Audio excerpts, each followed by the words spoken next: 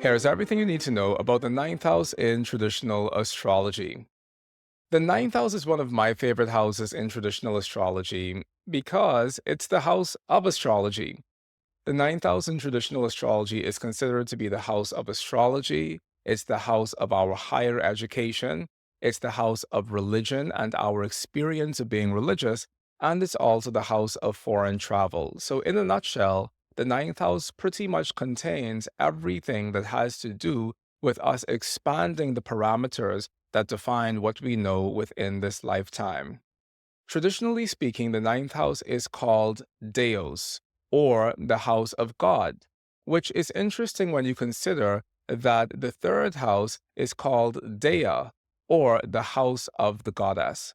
And I once heard somebody make a distinction between religious experience as it is held within the third house versus religious experience as it is held in the ninth house. So, for that person, the third house represented indigenous forms of spirituality or earth based, pagan, heathen, or goddess based forms of spirituality, whereas the ninth house represented more monotheistic religious experiences, such as the three Abrahamic religions that we have within the world today in the forms of Judaism, Islam, and Christianity. Now, I think that when we talk about paganism and heathenism, for those of us, especially if we've been born and raised in the West, we tend to have a challenging internal relationship to those words. However, a pagan simply is somebody who is of nature or somebody who lives within nature or who lives within the countryside. And medieval Christian conquerors essentially saw people who lived in the city and they saw people who lived in the country, and they considered everybody who lived in the country to be a pagan, essentially.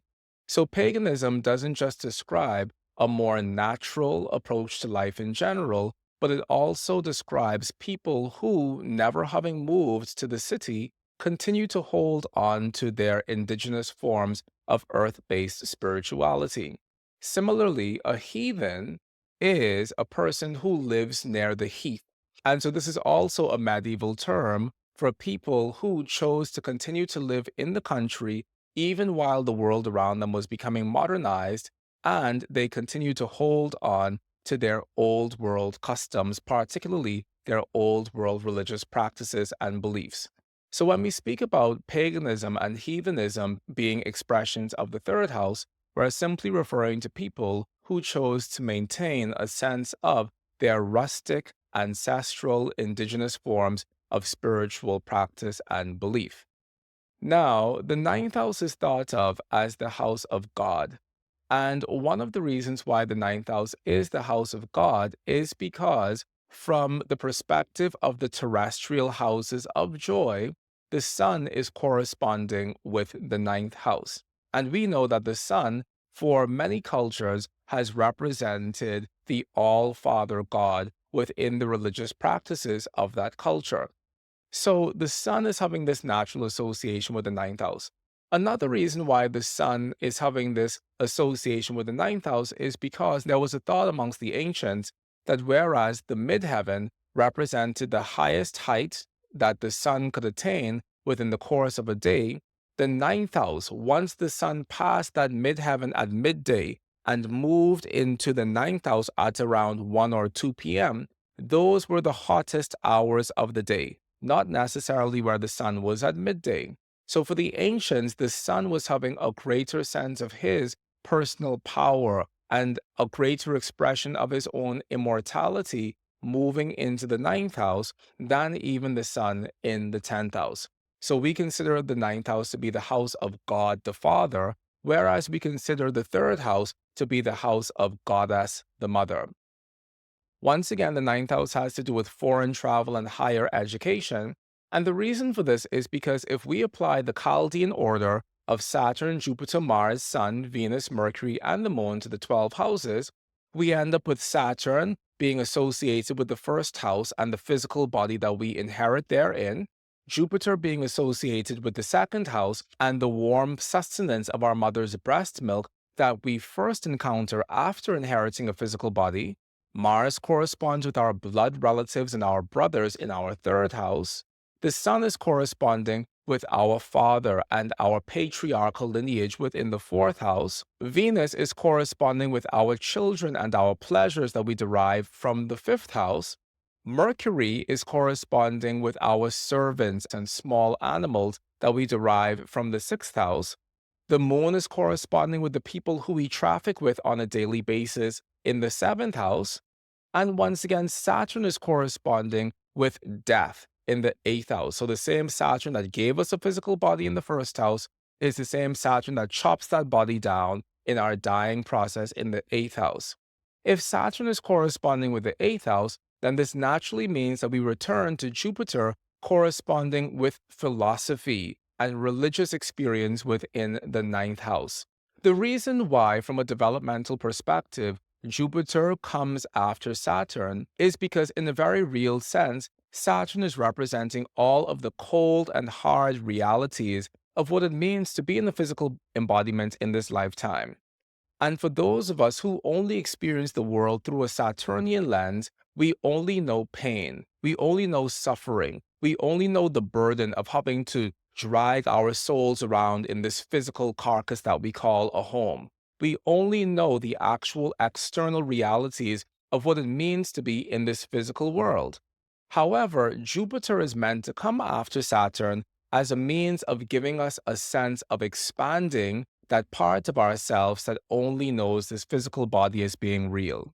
When we're in the physical embodiment, Jupiter comes in and it gives us the opportunity to view this physical embodiment as an experience where we can actually grow and learn, and through growing, become wise. And that is the gift that Jupiter brings. Jupiter says to us that you may never be able to change the hard and cold realities of the fact that you were born into a body that has only one destiny, which is to die, but you can change the quality of your experience while in that body.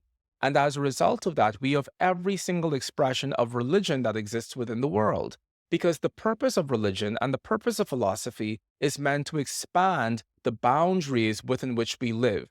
And even though a religious experience cannot change the fact that you are still in a body of bone and flesh and sinews, a religious experience can give you a sense of emotional levity and a sense of spiritual liberation as you continue to move through this physical embodiment. So that is the purpose of Jupiter, which reminds me of something that Benjamin Franklin said, which was, if we empty our truth into the purse of our mind, nobody can ever rob that from us. And that is the gift of Jupiter. Jupiter teaches us that if we continue to expand ourselves within ourselves through our intellectual and our spiritual pursuits, no matter what chains may bind us on a physical level, we will always have a sense of being in this world, but not being of this world and not being burdened by this world.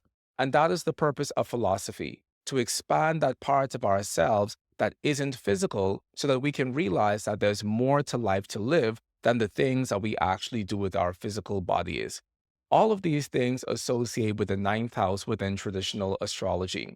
Traditionally speaking, we have certain planets that have a natural analogy or a natural relationship with the ninth house, and certain planets that don't. The ancients thought that if a person had Saturn within their ninth house, that was something that made that person an atheist. This was definitely for them going to be the case if that person also had an earth sign on the cusp of their ninth house while having Saturn there. They thought that if a person had Mars within that ninth house, that probably made a person somebody who was very argumentative as far as matters of spirituality were concerned. It may not have necessarily have made that person an atheist, but it did make that person somebody full of strife and contention as far as the pursuit of religious knowledge was concerned. If the person had the sun within the ninth house, this was a wonderful indication because this indicated that that person had a natural leaning or a natural gravitational pull towards things of a higher spiritual nature. If a person were to have Venus or Jupiter within the ninth house, these things were also thought of as being good indications because they are benefics. And having Venus or Jupiter in the ninth house could indicate that the person would be financially prosperous in this lifetime from doing things of a religious or a spiritual nature. In the 21st century, we can view this as also being a person attaining prosperity through teaching or engaging in some higher educational pursuit. Mercury is naturally having an analogous relationship with the ninth house because of the ways in which Mercury is representing information and education and the dissemination of knowledge in general. And the moon isn't necessarily having a good or a bad relationship with the ninth house. However, we do love to see the moon in the ninth house, especially if she is well dignified, because a strongly dignified moon in the ninth house could represent that that person is moving from a place of loving devotion for whatever their religious pursuit in this life is. Within the context of yoga philosophy, these would be the people who are bhakti yogis, or people who are wanting to express their spiritual path through music and through song and through things that express nothing but a heart of devotion for the eternal. So these are the planets that are having a naturally analogous relationship with the ninth house, and these are the planets that don't. When we have the North Node in the ninth house, this can be something that is very wonderful, once again, in terms of us being able to prosper and do well within this lifetime as far as ninth house endeavors and pursuits are concerned, whether they are of a religious nature or if they are of a higher educational nature in general. However, the challenge with having the North Node in the ninth house is that it places the South Node in the third house. And very often when we have the South Node in the third house, this can be one of the indications that says that we're having challenging relationships with our siblings within this lifetime. It can represent the loss of a sibling. It can represent the death of a sibling. It can represent that our sibling is unwell, especially if the planet that specifically signifies the sibling is also doing unwell within our birth chart. So within all things, having the North Node someplace will always mean that the South Node is afflicting the other side of that axis. And in this case, having the North Node in the ninth house means that the South Node is going to be in the third house, making the topic of our community and our siblings be a very challenging topic for us to navigate within this lifetime and one of our greatest places of learning.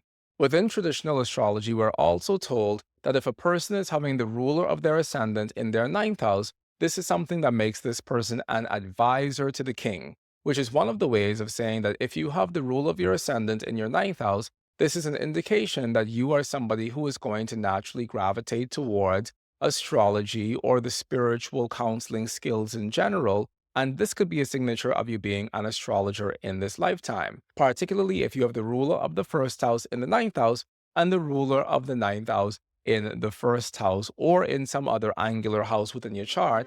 These are indications of you being a great astrologer within this lifetime.